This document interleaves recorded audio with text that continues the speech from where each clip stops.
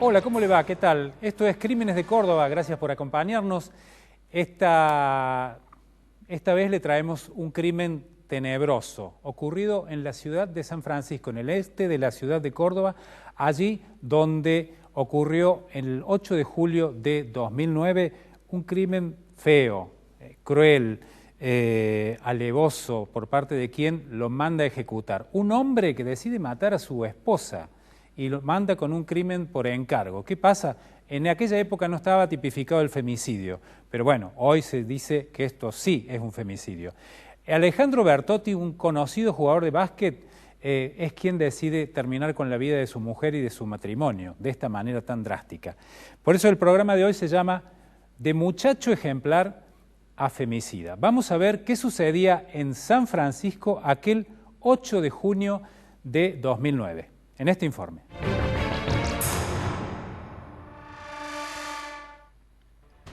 En la tarde del 8 de julio de 2009, San Francisco se conmueve. Poco después de las 7 de la tarde, Alejandro Bertotti les llama a su padre y a su suegro y sale a pedirle ayuda a un vecino. A las 3 les relata lo mismo. Los asaltaron y, según se cree, Natalia está muerta. Natalia Berchesi, su esposa, está embarazada de 6 meses y medio.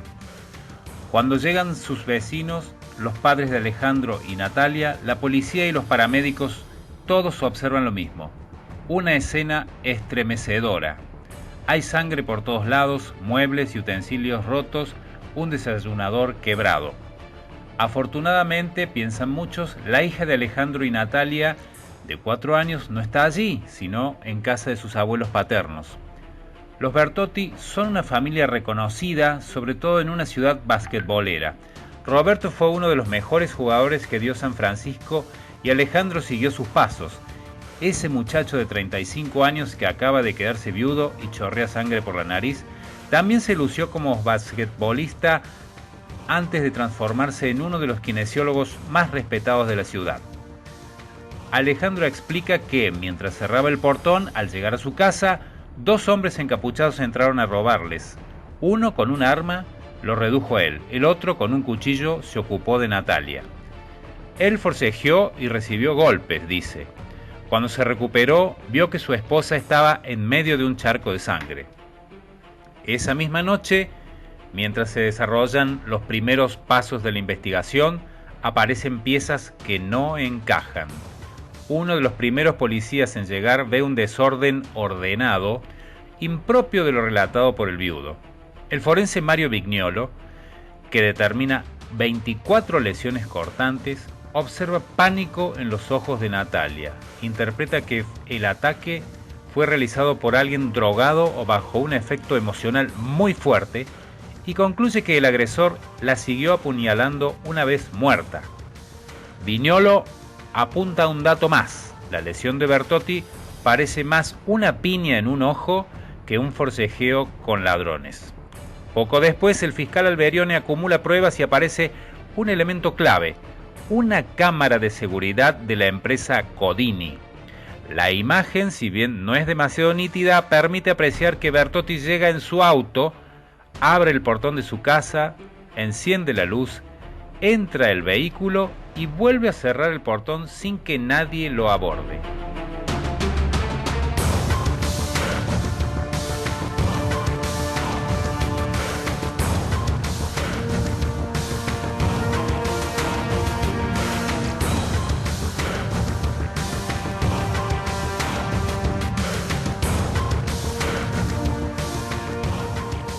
En San Francisco, nadie, ni siquiera la familia de Natalia, quiere creer lo que empieza a suceder, que todos los caminos conducen hacia Bertotti, el muchacho ejemplar.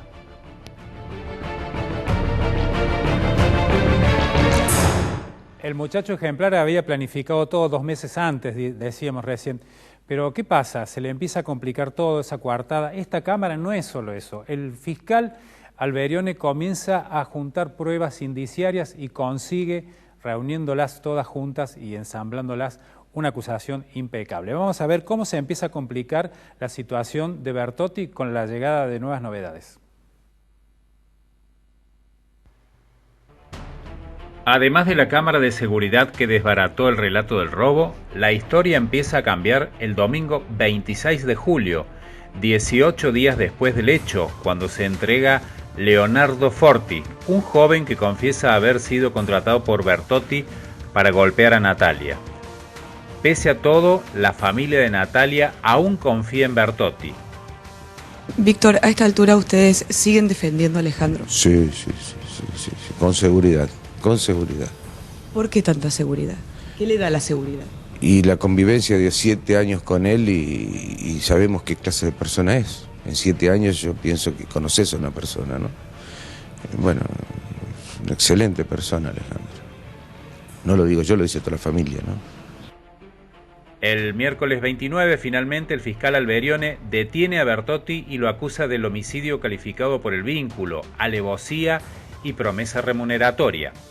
Durante el juicio de 2011 quedó establecido que Bertotti había planificado el asesinato al menos durante 2 meses.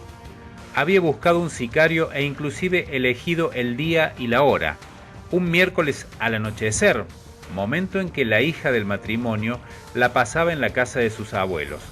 Era la única tarde de la semana que la niñera no iba a la casa de Alejandro y Natalia. Si bien la pareja parecía ejemplar para familiares, vecinos y amigos, hacia el interior estaba deteriorada. Ambos querían separarse. En su cabeza, Bertotti estableció un plan escalofriante. Contactó a los hermanos Diego y Leo Forti para matar al esposo de una kinesióloga que le gustaba y también a su esposa, Natalia. El plan parecía ser simple. Viudos ambos, conseguiría que esa kinesióloga finalmente se fijara en él. Los cruces de llamadas con Leo Forti fueron incesantes y se dieron hasta 1 hora antes del asesinato. Siempre se hacían desde cabinas o teléfonos públicos para que no pudieran ser rastreadas. Amigos de Forti señalaron en el juicio que 2 días después del asesinato, mientras supuestamente estaba de duelo, Bertotti fue de madrugada con un gorro con orejeras y un perro boxer a entregar una gran suma de dinero al otro imputado y luego condenado. Aquel 8 de julio, Forti había ingresado al domicilio de los Bertotti escondido en el asiento trasero del auto que conducía Alejandro. Fue Forti quien atacó con un caño a Natalia para que luego Bertotti soltara toda su furia femicida.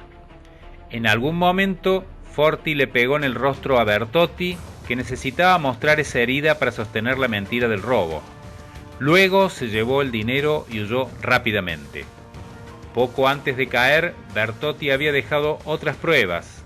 Días después del asesinato de su esposa y su hija por nacer, les pidió los celulares a 2 compañeros de trabajo en distintos momentos y borró el registro. El entrecruzamiento de datos mostró que las 2 llamadas eran hacia el mismo número, la casa de los Forti. Tan complicado estuvo que al final en el juicio comienza a cabalgar sobre la prueba. ¿Qué es esto? Cuando me ofrecen una evidencia que ya desmiente lo que yo digo, cambio la versión y formulo otra declaración. Esto es cabalgar sobre la prueba, tratando de ir acomodando el discurso y el cuerpo a la nueva acusación, que es contundente.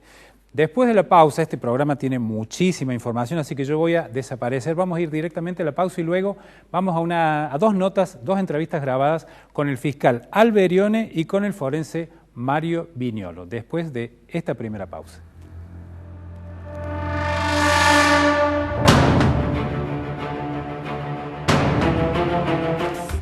Canal C, 15 años. Estamos con vos. Estudio Jurídico Arias, abogados, agentes de la propiedad industrial, patentes y marcas. Para ser buen abogado no hay que memorizar los códigos, hay que saber aplicarlos. Nicolás Díaz y Asociados, Cobertura Jurídica Nacional. De Allende, Gianotti, Aguirre Mosquera y Longobardi, abogados especialistas en Derecho Penal Económico. A la hora de defender sus derechos, elija un profesional de confianza y avalada trayectoria. Juan Fernández Alé, 30 años en la defensa penal.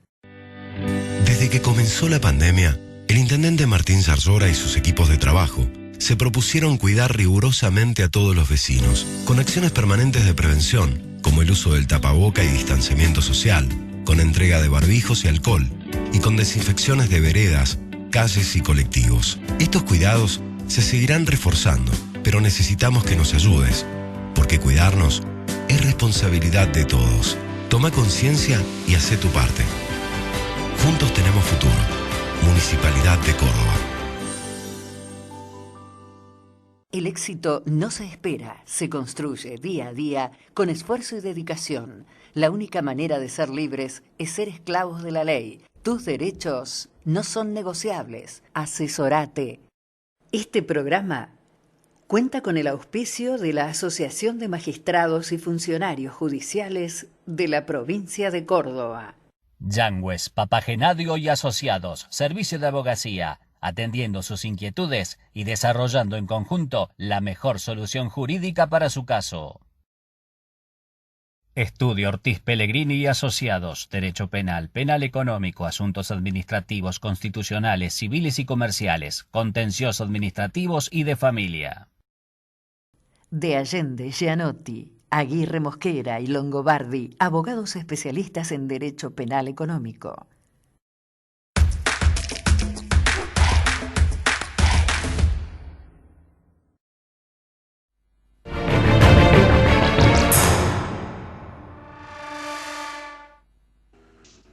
Estamos en contacto con el fiscal Bernardo Alberione, quien investigó el crimen de Natalia Bersesi y logró con su instrucción llevar a los dos responsables a un juicio con sentencia de prisión perpetua. ¿Qué tal, doctor? ¿Cómo le va? Buenas tardes, ¿cómo le va? Buenas tardes. La idea es comenzar a repasar lo que pasó, sobre todo al comienzo de la instrucción, cuando usted tuvo que, se me ocurre una expresión, nadar un poco contra la corriente porque estaban en una ciudad relativamente chica, con muchas influencias, mucha gente conocida, y a lo mejor el contexto con el que arrancaban en contra principalmente de Bertotti era un poco adverso, porque todo el mundo lo tenía como una persona muy apreciada, muy querida, ¿verdad? De hecho, era una persona muy apreciada, muy querida, era muy respetada profesionalmente, muy buscada por su capacidad profesional y también por su actitud personal hacia los pacientes. Aparte, una persona muy vinculada con el deporte, con el básquet. Su padre fue instructor de básquet de varias generaciones. Entonces, tenía vínculos con muchas personas influyentes y personas que daban fe de que se trataba de una persona honorable, y atribuirle a una persona honorable un hecho de semejante magnitud significaba ir al choque contra una sociedad que lo que menos quería era escuchar la noticia que se le estaba dando desde la Fiscalía. Bien, ¿usted cómo puede marcar cuál ha sido la prueba clave que lo comprometió a él? ¿Qué tipo de evidencias usted podría señalar? En todos los años que llevo de fiscal le puedo decir que nunca hay una prueba clave. Es la sumatoria de pruebas que conducen a una hipótesis que es la que se mantiene en la acusación de la Fiscalía al momento de solicitar la citación a juicio.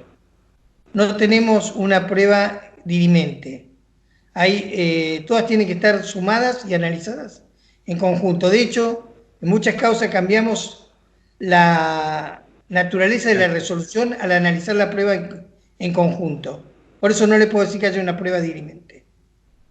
Acá no había ADN, no había registro de lo que pasó en ese lugar del crimen, pero ¿qué tipo de otros elementos encontraron? Porque usted dice que me está diciendo de alguna manera que es indiciaria la prueba. ¿Cuáles serían esos elementos?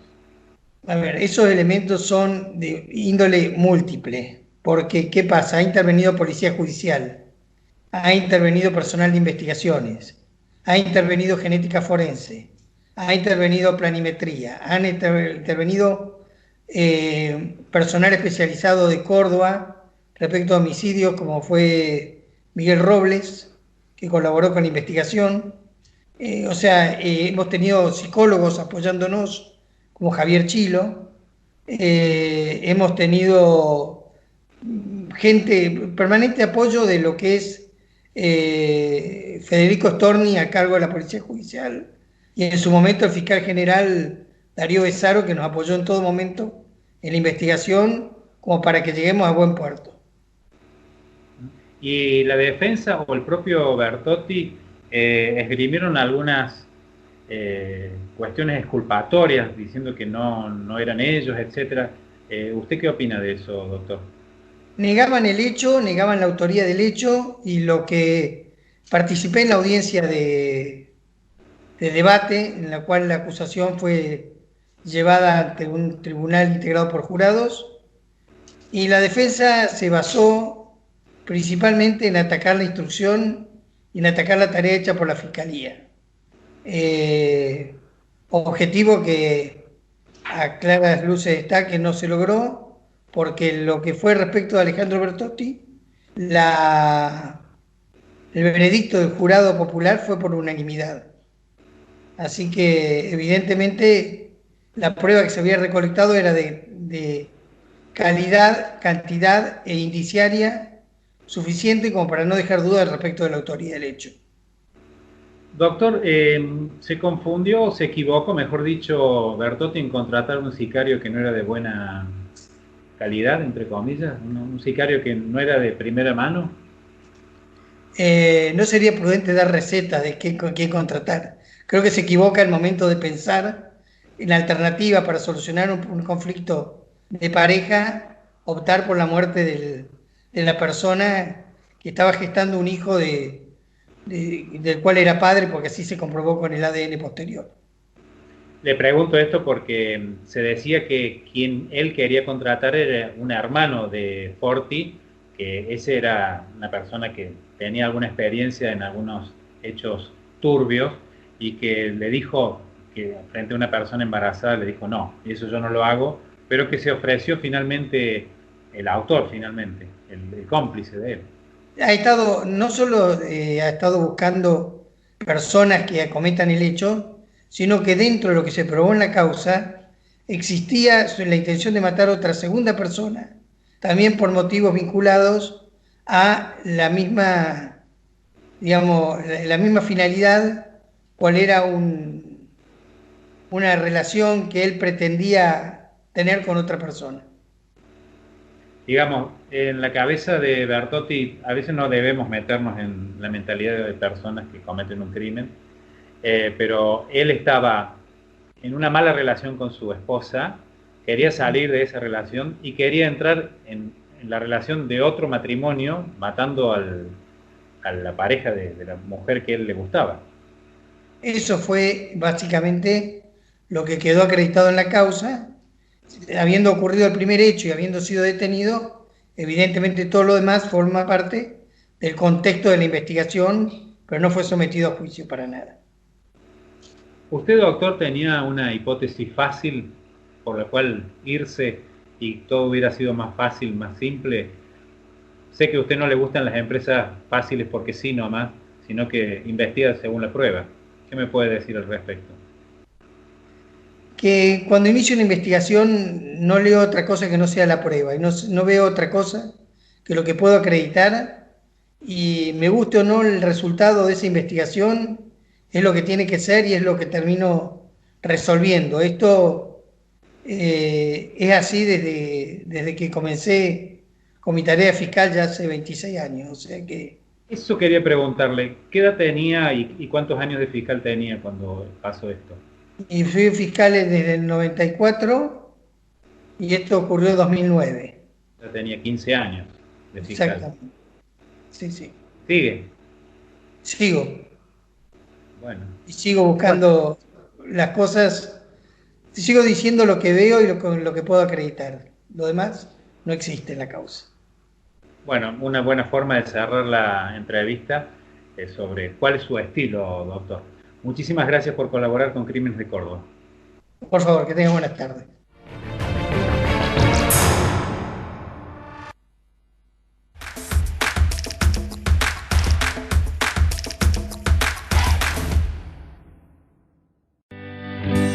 En el marco de la pandemia del coronavirus y priorizando la salud de los vecinos, el intendente Martín Zarzora dispuso llevar la red de agua potable a los sectores más carenciados de la ciudad. Esta primera etapa abarcará 8 asentamientos que contarán con este servicio vital en el cuidado de la salud. Juntos tenemos futuro. Municipalidad de Córdoba. A la hora de defender sus derechos, elija un profesional de confianza y avalada trayectoria. Juan Fernández Salé, 30 años en la defensa penal. De Allende, Gianotti, Aguirre Mosquera y Longobardi, abogados especialistas en derecho penal económico. Para ser buen abogado, no hay que memorizar los códigos, hay que saber aplicarlos. Nicolás Díaz y Asociados, Cobertura Jurídica Nacional. Estudio Jurídico Arias, abogados, agentes de la propiedad industrial, patentes y marcas. Este programa cuenta con el auspicio de la Asociación de Magistrados y Funcionarios Judiciales de la provincia de Córdoba. El éxito no se espera, se construye día a día con esfuerzo y dedicación. La única manera de ser libres es ser esclavos de la ley. Tus derechos no son negociables. Asesorate. Yangües, Papagenadio y Asociados, servicio de abogacía, atendiendo sus inquietudes y desarrollando en conjunto la mejor solución jurídica para su caso. Estudio Ortiz Pellegrini y Asociados, Derecho Penal, Penal Económico, Asuntos Administrativos, Constitucionales, Civiles y Comerciales, Contencioso Administrativos y de Familia.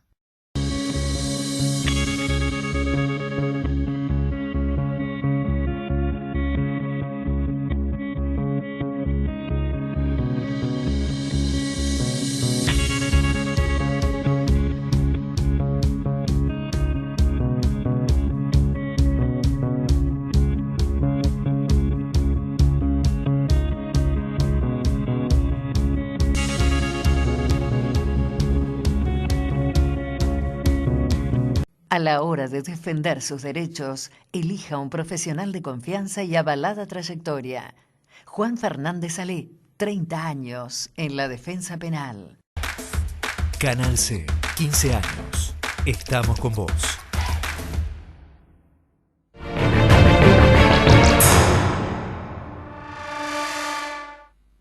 Bueno, y ahora el contacto es con Mario Viñolo, el médico forense que fue el primero en llegar prácticamente a la escena del crimen y también quien hizo la autopsia de la víctima.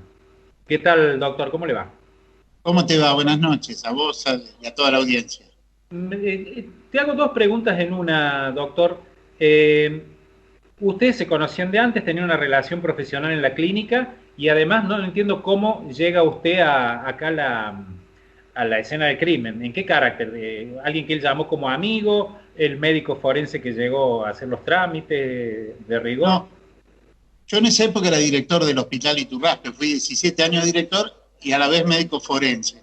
Ese día era en plena pandemia de gripe A y yo había ido a buscar Tamiflu a Córdoba y cuando vuelvo empiezo con fiebre, me hago un hisopado y me pongo en cama y me llama la policía diciéndome que había habido un homicidio. Yo me olvidé de la fiebre y todo y me fui para allá y fui como forense y entonces ingresé a la escena del crimen, hice todo lo de la escena del crimen, que la fijamos y vimos todo bien ahí y después me fui a hacer la autopsia. ¿Y con qué se encontraron en la escena del crimen? ¿Qué se veía? No, se veía sangre por todos lados, sangre que después cuando fuimos interpretando había en contra de una ventana sangre bien oscura, tipo venosa, y contra la pared sangre ya salpicada con chicoteo, que era sangre arterial, como si hubiera sido de la carótida, la primera de la yugular, y después estaba todo un desorden y cosas rotas, y un arrastre de sangre, y el cadáver al final, en una cocina, boca arriba, que estaba embarazada de 8 meses, pero casi ni se notaba el embarazo por la sangre y por el estado en que estaba, ¿no? Bueno, ¿y qué se juzgaba ahí? ¿Hubo alguna evidencia en ese lugar que usted se diera cuenta de que había sido Bertotti, por ejemplo, que quien había atacado lo había hecho con ensañamiento? ¿Había alguna característica, algo que nos dijera el cadáver? Sí, yo siempre digo que los muertos no hablan, pero dicen. Y yo esa noche llego al lugar del hecho, yo lo había nombrado en el hospital, pero cuando se creó en el hospital un centro de rehabilitación, le pedí a la jefa de kinesiología que me diga quién eran los mejores kinesiólogos, y de hecho él era uno de los mejores de la ciudad, lo nombré, pero nunca tuve una amistad ni relación más que hola y chao. Y yo siempre que tenía que nombrar a alguien pedía referencias, no buscaba amigos. Y entonces esa noche llego, tenía todo el aspecto de un homicidio pasional, nadie que va a robar mete 24 puñaladas, pero estaba el relato este de que yo incluso tuve espontáneamente un dicho cuando llegué, fuiste vos, Ale, y bueno, pero estaba este relato de las dos personas que lo habían apuñalado, encañonado, amenazado, y entraron con él, y en donde estaba el cadáver, y donde él decía, que también nos llamó la atención, que había salido los asesinos por el patio, había un tendedero que cubría la puerta. Claro. Y entonces llamaba la atención. Y al día siguiente, cuando yo me levanto de la cama para ir al velatorio, como deuda ya, me llama el doctor Alberione y me pregunta si yo pensaba que podía ser él, y le digo, mira, de entrada pensé, pero estando este relato se cae todo. Y dice, no, las cámaras enfocan que entró solo. Y le digo, bueno, entonces ya no hay más que hablar. Ajá. ¿Y en el cuerpo de la víctima había algo particular en el vientre? ¿Habían limpiado el vientre? ¿Qué se veía? Ella tenía un degüello doble, como si cortado para un lado y para el otro, que era un degüello homicida, que difiere mucho del suicida, que por supuesto que no era un suicidio, y tenía 24 puñaladas en todo el cuerpo, pero todas respetaban el abdomen. No había una sola puñalada en el abdomen, y no había sangre tampoco en el abdomen, estaba como limpiado. Y tenía cortado signos de defensa en las manos, con un corte en el dedo del anillo, y sangre en la pared con movimientos estereotipados, propios de la etapa final, defensivos, y bueno, y después estaban con el análisis, porque yo me levanté 200 veces a la noche a ver las fotos, y se veía al lado del primer charco una foto, un pie que era el de ella, porque la zapatilla coincidía la suela, y había otra suela, que tamaño 46, que después coincidió con una zapatilla de él. Y entonces fuimos haciendo toda la secuencia, el primer corte de la yugular donde estaba la sangre negra, que ahí le habían pegado, y después en la filmación se ve prender y apagar la luz, y ahí se ve sangre, y se ve toda sangre de arterial en la pared contra la llave de la luz. Él decía que había tenido una pelea, que forcejeó con uno de los supuestos atacantes, pero aparentemente tenía solamente una herida o un golpe en un ojo, pero ninguna otra herida en el resto del cuerpo. No, él tenía solamente un golpe, sí, apenas en el ojo, pero en la nariz sobre todo, porque después el agresor que supuestamente le había pegado era mucho más bajo que él, y saltó y le pegó y salió corriendo. Ahora, estaba toda la escena del crimen, todo tirado en el suelo como si hubiera habido una gran pelea, que aparentemente eso fue simulado, ¿no? Uh-huh. ¿Y la víctima tenía alguna expresión en los ojos, como se dijo en su momento? No, tenía los ojos abiertos, que puede haber sido de asombro, pero sí, tenía una fase muy, me parece verlo, porque más la he visto tanto esas fotos, y gracias a Dios se fijó también el lugar del hecho, porque había 96 fotografías que podíamos secuenciar todo, pero sí, tenía una cara, yo digo cara de pánico, ¿no? ¿Y él quería de algún modo evitar la autopsia? Sí, a mí esa noche vienen dos médicos amigos en común y compañeros de él, era un tipo muy respetado, muy querido, aparte de un excelente profesional, y vienen y dicen, che, el Ale no quiere que le hagan la autopsia. Entonces yo voy y le digo, mirá, Ale, no podemos evitar esto, es un trámite que si aparecen los bastardos que hicieron esto, cualquier abogado nos tumba todo. Y él me dice, no me importa, yo no quiero más sufrir. Y bueno, por supuesto, en ese momento uno lo vio en otro contexto, al día siguiente lo vio como algo manipulatorio, ¿no? Bueno, doctor, los signos y las conclusiones que usted ha arribado, que nos ha aportado, han sido realmente un lujo aquí en Crímenes de Córdoba. Gracias por participar y por colaborar con nosotros. Muy amable. No, gracias a ustedes y estoy a disposición. Yo soy un apasionado de esto y ese es uno de los hechos más tristes, pero más bien investigado que tuve, no yo, sino todo el equipo, se trabajó muy bien en equipo, aparte con el doctor Alberione tenemos una coordinación tremenda. Bueno, muy amable. Gracias, Mario. Gracias a ustedes. Buenas noches. Un verdadero lujo tener estas dos personalidades, el fiscal Alberione y el forense Viñolo, opinando y dándonos sus impresiones aquí en el programa. Pero yo, aquí al final, les quiero presentar lo que yo creo es una confesión de quien resistió todo el proceso para decir que él no era.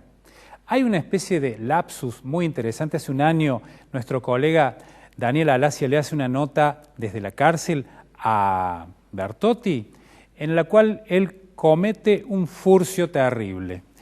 En vez de decir, hay ADN mío en la escena del crimen, dice, hay ADN en la escena del crimen mío.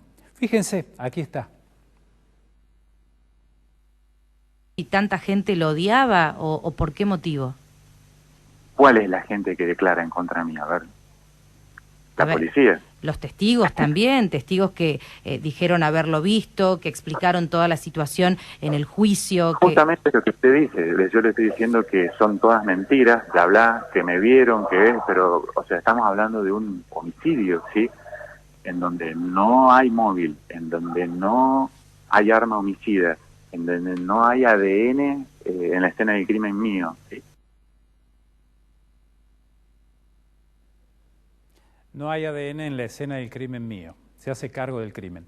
Bueno, a veces el inconsciente nos traiciona y nos deja estas cuestiones muy interesantes, por cierto. Bueno, gracias por acompañarnos en este programa de Crímenes de Córdoba. Nos encontramos en nuestra próxima emisión. Muy amables.